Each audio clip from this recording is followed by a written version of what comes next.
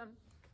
Hello everybody, ko Ngāti Pākehā te iwi, ko Airangi Tuku Tīpuna, ko Aoraki te Maunga, ko Waimakari te Awa, kia ora ko Kairawa, ko Janine Oku Mātua, ko Aidan Tuku Tama, ko Meredith Roa, ko Sinai Oku Tamahini, ko Lily Roa, ko Romeo Oku Mokapuna, ko Tumarama Taku Ingoa. Tihei mauri ora.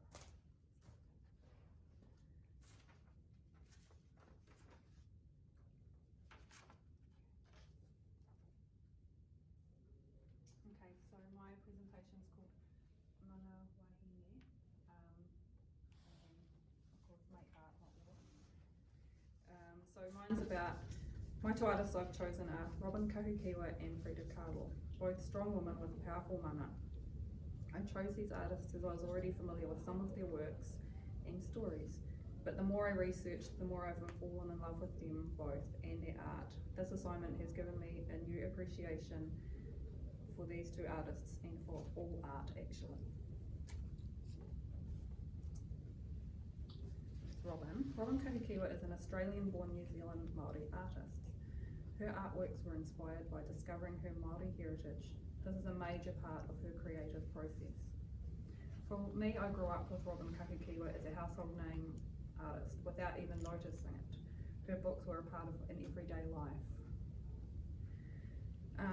Her big influences were Colin McCahon, Robin Horteri and Frida Kahlo. Robin is credited with paving the way for Māori women artists in the 1980s. Through her art, she expresses the themes of colonisation and the dispossession of Indigenous people. She shares her stories of motherhood and blood ties, social custom and mythology in her arts.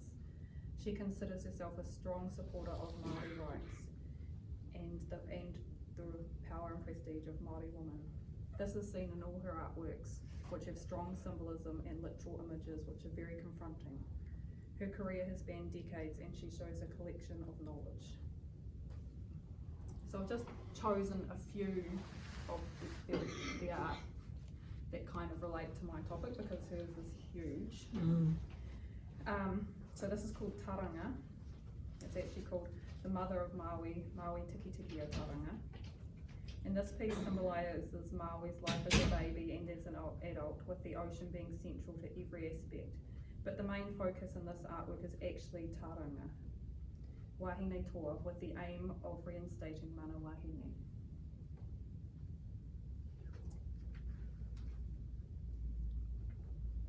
So this one's called Whakapapa, Birth and Death. This is a personal painting in response to her husband's death. This painting represents the cycle of life and death and reconnection with ancestors and actually rebirth. I just love this one, and it kind of just relates to my job, but I couldn't find much about it, but it's owned by Te Papa and it's done with graphite and pencil and paper, and it pretty much just depicts women in pregnancy, birth and infanthood, and Te Po is the night. So sometimes I wonder if like being in the uterus is like kind of being in the night a little bit. And this one is Kohine Te Iwa Iwa, Kohine Korako Korona Whakamautai. This piece is central to this presentation as it is significant to our raranga journey and journey as women. This painting focuses on the mana of Māori women and female ancestors from Māori creation stories. This has Hine Te Awa Awa Iwa Iwa and two female gods, Hine Korako and Rona Whakamautai. These atua are connected with women, childbirth and raranga. When Toa gave us this karakia here, which is in all of our books, it felt so relevant to me and central for me in my life's journeys. And then I found this bit of art and I just knew Robin would have a piece, and here it is, and so this one's for all of us. And this one is called My Ancestors Are Always With Me. It isn't really part of my presentation, but if anyone actually wanted to see a piece of Robin's art, this one is in the Christchurch Art Gallery, so anyone can go and see it.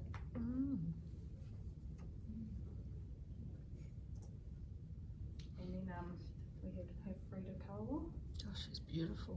Oh my gosh, have a look in the book. She's incredible. She's beautiful. And it was funny because I didn't realise that she was one of Robin's inspirations as well. Oh. Do you know, like that kind of blew my mind. But Frida was a Mexican painter, and her most well-known pieces are self-portraits. She said this was due to her feeling of solitude and always being alone. Her inspiration was from Mexican artifacts and culture. She painted folk style, and she was untrained. She expressed her take on identity, post-colonization, gender, class, and race in the Mexican society. She was part of a Mexican revolutionary, part of a Mexican revolutionary movement. She was a communist and an activist. She was disabled by polio as a child and was planning on going to medical school, but a terrible bus accident when she was 18 left her bedridden and ended her medical career, but it enabled her art career. A lot of her art is an expression of chronic pain caused by this accident. She was the first Mexican artist to be featured in the Louvre, male or female. She expresses her struggles with her disabilities and felt having children would damage her body and her art career. But now she is a worldwide icon and has had an influence on the feminist movement and the Chicano movement, which is a Mexican social political movement, which was also embraced by the international Black Power movement. I didn't realize, like I knew she was awesome, but I didn't realize how influential she is worldwide. So this one here is a self-portrait with hummingbird and thorn necklace. This is a lot of symbolism. All the animals have different meanings. This one may symbolize her enduring chronic pain and lifelessness while she's still living. So the hummingbird is meant to be colourful and flying around, but it's trapped there. This is called Thinking About Death. This was painted as Frida's health deteriorated. In Mexican culture, death also means rebirth and life, similar to Robin's earlier painting about birth and death.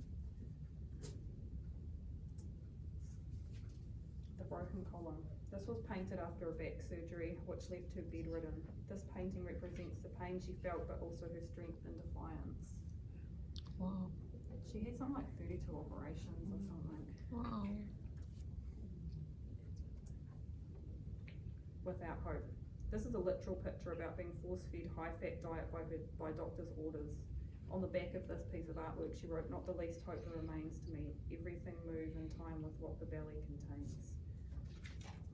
And this one here is called Henry Ford Hospital. It's a very significant painting. It shows what she felt like when having a miscarriage at this hospital, Henry Ford Hospital. Every object has meaning.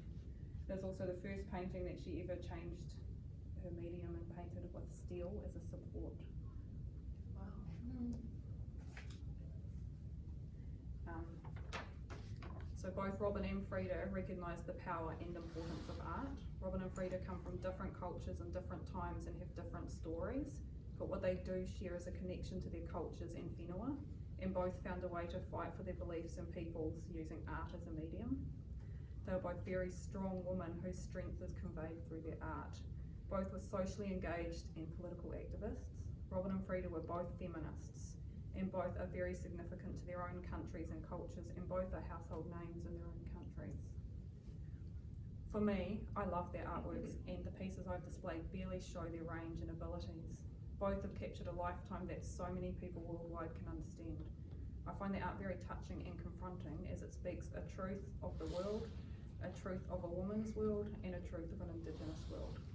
I strongly admire these women's strengths and believe their stories need to be told, as do other women's stories also. Wow.